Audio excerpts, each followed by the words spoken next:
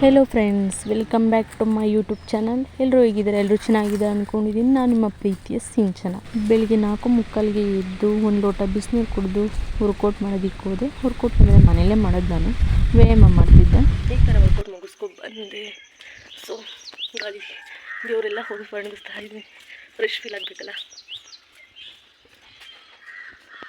So ಅದಕ್ಕೆ ಗಾಳಿ ಮುಗಿಸೋಣ ಅಂತ ಬಂದೆ ಈಚೆ. ನಾನು ಯೂಸ್ ಮಾಡ್ತಿರೋ ಪ್ರಾಡಕ್ಟಲ್ಲಿ one of the best product ಅನಿಸುತ್ತೆ ಇದು. ವಿ ಕೆಫೆ ಅಂತ. ಇದೊಂದು ಕಾಫಿ 5 ಸ್ಟಾರ್ ಹೋಟ್ಲು ಟೇಸ್ಟ್ ಕೊಡುತ್ತೆ. ಇದು ತುಂಬ ಚೆನ್ನಾಗಿದೆ. ಇದನ್ನು ಕುಡಿದುತ್ತವೆ ನನ್ನ ಸ್ಕಿನ್ ಗ್ಲೋಯಿಂಗ್ ಆಗಿರ್ಬೋದು ಅಥವಾ ನನ್ನ ಹೇರ್ ಗ್ರೋತ್ ಆಗಿರ್ಬೋದು ತುಂಬ ಚೆನ್ನಾಗಿದೆ. ಇದನ್ನು ಕುಡಿದುತ್ತವಿಂದ ನನಗಂತೂ ನನ್ನ ಸ್ಕಿನ್ ಎಷ್ಟು ಚೆನ್ನಾಗಿ ಕಾಣಿಸ್ತಿದೆ ಅಂತ ನಿಮಗೊಂದು ಬಿಫೋರ್ ಆ್ಯಂಡ್ ಆಫ್ಟರ್ ಫೋಟೋ ಹಾಕ್ತೇನೆ ನೋಡಿ. ಇದನ್ನು ಮಾಡ್ಕೊಳ್ಳೋದು ಕೂಡ ವೆರಿ ಸಿಂಪಲ್ ಏನಿಲ್ಲ. ಇದನ್ನು ಒಂದು ಕಾಫಿ ಪೌಡ್ರ್ ಪ್ಯಾಕೆಟ್ ಥರನೇ ಕೊಟ್ಟಿರ್ತಾರೆ, ಸ್ವಲ್ಪ ಜಾಸ್ತಿ ಇರುತ್ತೆ.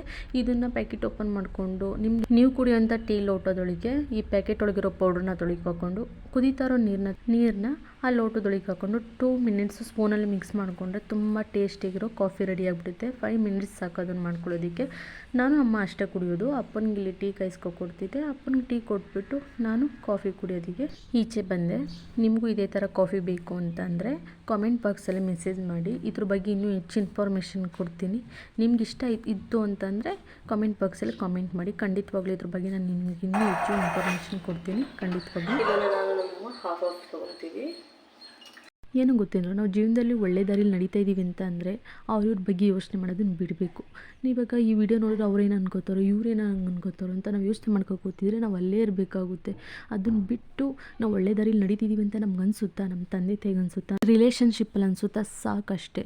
ಬೇರೆಯವ್ರ ಬಗ್ಗೆ ಯೋಚನೆ ಮಾಡೋದಕ್ಕೆ ಹೋಗಬಾರ್ದು. ನಾವು ಒಳ್ಳೆ ದಾರಿಲಿ ನಡೀತಾ ಇದ್ದೀವಿ ಅಂತ ಅನಿಸಿದ್ರೆ ನಮ್ಗೆ ಅಷ್ಟೇ ಸಾಕು. ನಮ್ಮ ಮನಸ್ಸಿಗೆ ತೃಪ್ತಿ ಕೊಡುತ್ತಾ ಅಷ್ಟೇ ಸಾಕು. ಅವ್ರಂತಾರೆ ಇವ್ರಂತಾರೆ ಅನ್ನೋದನ್ನ ಯೋಚನೆ ಬಿಟ್ಟಾಗ ಮಾತ್ರ ನಾವು ಮುಂದೆ ಬರೋದಕ್ಕೆ ಸಾಧ್ಯ. ಆಗಿನ ಕಾಲದಲ್ಲಿ ಒಂದು ವ್ಯಕ್ತಿ ಒಳ್ಳೆ ಕೆಲಸ ಮಾಡ್ತಿದ್ದಾನಂತ ಅನಿಸಿದ್ರೆ ಆಗ 10 ಜನದಲ್ಲಿ 9 ಜನ ಮಾಡು ಒಳ್ಳೇದಾಗಲಿ ಅನ್ನೋರು ಇರ್ತಿದ್ರು. ಒಬ್ಬ ಮಾತ್ರ ಮಾಡಬೇಡ ಹಂಗೆ ಹಿಂಗೆ ಅಂತ ಕೆಟ್ಟದಾಗಿ ಮಾತಾಡೋರು ಇರ್ತಿದ್ರು. ಅದಕ್ಕೆ ಈಗಿನ ಕಾಲದಲ್ಲಿ ಹಂಗಿಲ್ಲ. ಒಂದು ಒಳ್ಳೆ ಕೆಲಸ ಮಾಡ್ತಿದ್ದೀವಿ ಅಂತಂದರೆ 10 ಜನದಲ್ಲಿ 9 ಜನ ಬರೀ ಕೆಟ್ಟದೇ ಮಾತಾಡೋದು, ಒಬ್ಬ ಮಾತ್ರ ಒಳ್ಳೇದಾಗಲಿ ಮಾಡು ಅಂತ ಅನ್ನೋರು ನಮ್ಮ ಜೀವನ ಸರಿ ಮಾಡ್ತಾರೆ ಅಂತ ಅಂದರೆ ಯೋಚನೆ ಮಾಡೋದ್ರಲ್ಲಿ ಅರ್ಥ ಇರುತ್ತೆ. ನಮಗೆ ಗೊತ್ತು ಅವ್ರು ನಮ್ಮ ಜೀವನ ಸರಿ ಮಾಡೋದಿಲ್ಲ ಅಂದಮೇಲೆ ಅದ್ರ ಬಗ್ಗೆ ಯಾಕೆ ಯೋಚನೆ ಮಾಡಬೇಕು. ಆದ್ದರಿಂದ ಕೆಟ್ಟದ್ದು ಯೋಚನೆ ಮಾಡೋದನ್ನು ಬಿಟ್ಟು ಇವ್ರು ಏನು ಅನ್ಕೋತಾರೆ ಅಂತ ಯೋಚನೆ ಮಾಡೋದನ್ನು ಬಿಟ್ಟಾಗ ಮಾತ್ರ ನಾವು ಜೀವನದಲ್ಲಿ ಮುಂದೆ ಬರೋದಕ್ಕೆ ಸಾಧ್ಯ.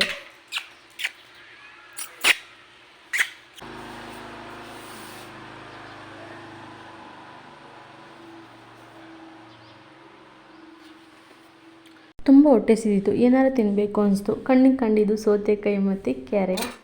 ಅದಕ್ಕೆ ಸೌತೆಕಾಯಿ ತೊಗೊತಾ ಇದ್ದೀನಿ. ಎಲ್ಲರೂ ಕೈಯೆಲ್ಲ ತೆಗಿತಾರೆ. ಎಷ್ಟು ಕೊಯ್ಯಿದೆ, ಎಷ್ಟು ಕೈ ಬರೋದ್ರಿ. ಸೌತೆಕಾಯಿ ಮತ್ತು ಕ್ಯಾರೆಟ್ ತಿಂತಾ ಚಾರಿ ಜೊತೆ ಸ್ವಲ್ಪ ಟೈಮ್ ಸ್ಪೆಂಡ್ ಮಾಡಿದೆ. ಅವಳಿಗಂತೂ ಸೌತೆಕಾಯಿ ಅಂದರೆ ತುಂಬ ಇಷ್ಟ. ಸೌತೆಕಾಯಿ ಎಷ್ಟು ಹಾಕಿದ್ರು ತಿಂತಾ ಇರ್ತಾರೆ ಅವರು. ಇವತ್ತಮ್ಮ ಮೈಸೂರಿಗೆ ಹೋಗಿದ್ರು. ಮನೇಲಿ ಎಲ್ಲ ಕೆಲಸ ನಂದೇ ಇತ್ತು, ಇನ್ನೂ ಕೆಲಸ ಮಾಡಿರಲಿಲ್ಲ. ಸೌತೆಕಾಯಿ ಮತ್ತು ಕ್ಯಾರೆಟ್ ತಿಂದು ಆಮೇಲೆ ಕೆಲಸ ಮಾಡೋಣ ಅಂತ ತಿನ್ನೋದಕ್ಕೆ ಎಲ್ಲ ತಿಂದು ಮುಗಿಸ್ಬಿಟ್ಟು ಆಮೇಲೆ ಕೆಲಸ ಮಾಡೋಣ ಅಂತ ಹಂಗೆ ತಿಂತ ಕೂತಿದ್ದೆ. ಆ್ಯಂಡ್ ಎಲ್ಲ ಕೆಲಸನೂ ಕಂಪ್ಲೀಟ್ ಆದಮೇಲೆ ಸ್ವಲ್ಪ ಹೊತ್ತು ಕೂತ್ಕೊಂಡು ಸುಧಾರಿಸ್ಕೊತಿದ್ದೆ. ಎಲ್ಲ ಸುಧಾರಿಸ್ಕೊಳ್ಬೇಕಾದ್ರೆ ಚಾರ್ಲಿ ಜೊತೆ ಒಂದು ಸ್ವಲ್ಪ ಟೈಮ್ ಸ್ಪೆಂಡ್ ಮಾಡ್ತಿದ್ದೆ. ಚಾರ್ಲಿ ಸಿಕ್ಕಾಪಟ್ಟೆ ಸೌಂಡ್ ಮಾಡ್ತಿದ್ದೆ. ಕ್ಯಾರೆಟ್ ಬೇಕಾ ಹಾಂ ಬೇಕಾ? ಅಮ್ಮನೇ ನುಗ್ಗೆ ಸೊಪ್ಪು ಇಟ್ಕೊಂಡು ಬಂದಿದ್ರು. ಅವರು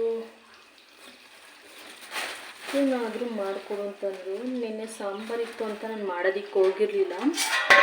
ಬಟ್ ಇವತ್ತು ಮೈಸೂರಿಗೆ ಹೋಗಿದ್ದಾರೆ. ಅವ್ರು ಬರೋಷ್ಟರಲ್ಲಿ ಏನಾದರೂ ಮಾಡಿಕೊಡೋಣ ಅಂತ ಮಾಡ್ತಾಯಿದ್ದೀನಿ. ನುಗ್ಗೆ ಸೊಪ್ಪು ನೆನೆ ತಂದಿರೋದ್ರಿಂದ ಅದನ್ನು ಸ್ವಲ್ಪ ತೊಳ್ಬಿಟ್ಟು ಮಾಡೋಣ ಅಂತ ತೊಳ್ಕೊಂಡೆ. ಅದಕ್ಕೆ ಬೇಕಾಗಿರೋದೇ 3 ಐಟಮ್ಸ್. ಅದನ್ನೇನು ಸಪ್ರೇಟಾಗಿ ಬೇಯಿಸೋದು ಬೇಡ. 3 ಮೊಟ್ಟೆ, 1 ಈರುಳ್ಳಿ, 3 ಹಸಿರು ಮೆಣಸಿನ್ಕಾಯಿ ಇಷ್ಟಿದ್ರೆ ಸಾಕು. 5 ನಿಮಿಷದಲ್ಲಿ ಮಾಡ್ಕೊಂಬಿಡ್ಬೋದು. ನುಗ್ಗೆ ಸೊಪ್ಪು ಹೆಲ್ತಿಗೆ ತುಂಬ ಒಳ್ಳೆಯದು. ವಾರದಲ್ಲಿ 3 ದಿನ ತಿಂದರೂ ಯಾವುದೇ ಪ್ರಾಬ್ಲಮ್ ಆಗೋದಿಲ್ಲ. ನಮ್ಮ ಹೇರ್ಗಾಗಿರ್ಬೋದು ಅಥವಾ ಕಣ್ಣಿಗಾಗಿರ್ಬೋದು ತುಂಬ ಒಳ್ಳೆಯದು. ಆರೋಗ್ಯಕ್ಕೂ ತುಂಬ ಒಳ್ಳೆಯದು.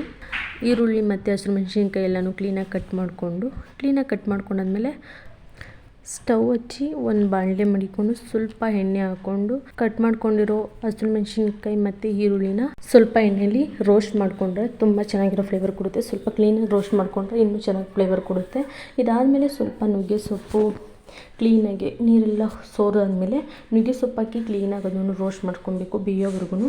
ಅದು ರೋಸ್ಟ್ ಮಾಡ್ಕೊಂಡಾದ್ಮೇಲೆ ನಾವು ಸೈಡಲ್ಲಿ ತೊಳೆದಿಟ್ಟಿರೋ ನುಗ್ಗೆ ಸೊಪ್ಪನ್ನ ಹಾಕಿ ಚೆಂದಾಗಿ ರೋಸ್ಟ್ ಮಾಡ್ಕೊಬೇಕು. ಅದನ್ನು ಸ್ವಲ್ಪ ಬೇಯೋ ತಕ್ಕನೂ ಕ್ಲೀನಾಗಿ ರೋಸ್ಟ್ ಮಾಡ್ಕೊಬೇಕು.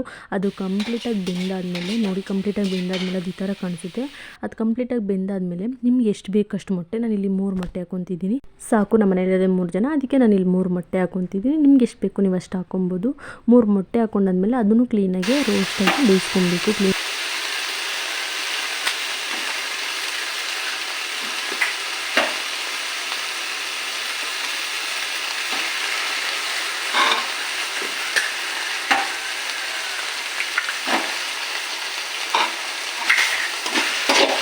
ಮೊಟ್ಟೆನೂ ಕಂಪ್ಲೀಟಾಗಿ ರೋಸ್ಟ್ ಮಾಡಿಕೊಂಡೆ. ಮೊಟ್ಟೆ ಎಲ್ಲ ಕಂಪ್ಲೀಟಾಗಿ ರೋಸ್ಟ್ ಮಾಡ್ಕೊಂಡಾದ್ಮೇಲೆ ಅಡುಗೆ ಕೆಲಸ ಮುಗೀತು. ಒಂದು ಸ್ವಲ್ಪ ಅಡುಗೆ ಮನೆ ಗಲೀಜಾಗಿತ್ತು, ಅಡುಗೆ ಮನೆಯೂ ಅಲ್ಲೇ ಕ್ಲೀನ್ ಮಾಡ್ಕೊಂಬಿಟ್ಟೆ. ಹೆಲ್ಪ್ ಆಗುತ್ತೆ ಅಂತ, ಜಾಸ್ತಿ ಬಿಟ್ಕೊಂಡು ಸ್ವಲ್ಪ ಕಷ್ಟ ಆಗುತ್ತೆ ಅಂತ ಕಮ್ಮಿ ಇದ್ದಾಗಲೇ ಅಲ್ಲೇ ಅಡುಗೆ ಮನೆ ಕ್ಲೀನ್ ಮಾಡ್ಕೊಂಬಿಟ್ಟೆ.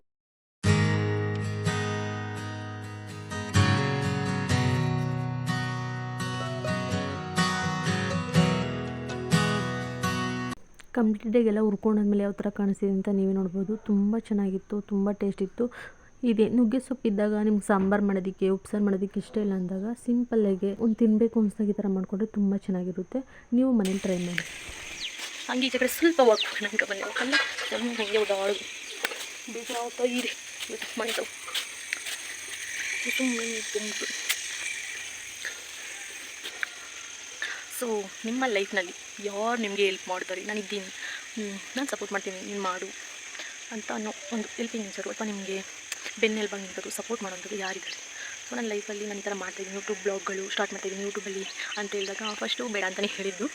ಅದಾದಮೇಲೆ ಅಣ್ಣಂಗೆ ಹೇಳಿದ್ಮೇಲೆ ಅಣ್ಣ ಮಾಡು ಅಂತ ಹೇಳಿದ್ರು. ಅಣ್ಣ ಹೇಳಿದ್ಮೇಲೆ ಅಪ್ಪ ಅಮ್ಮನೂ ಓಕೆ ಅಂತ ಕುತ್ಕೊಂಡು ಓಕೆ ಮಾಡು ಅಂತಂದರು, ಅಮ್ಮನೂ ಮಾಡು ಅಂತಂದರು.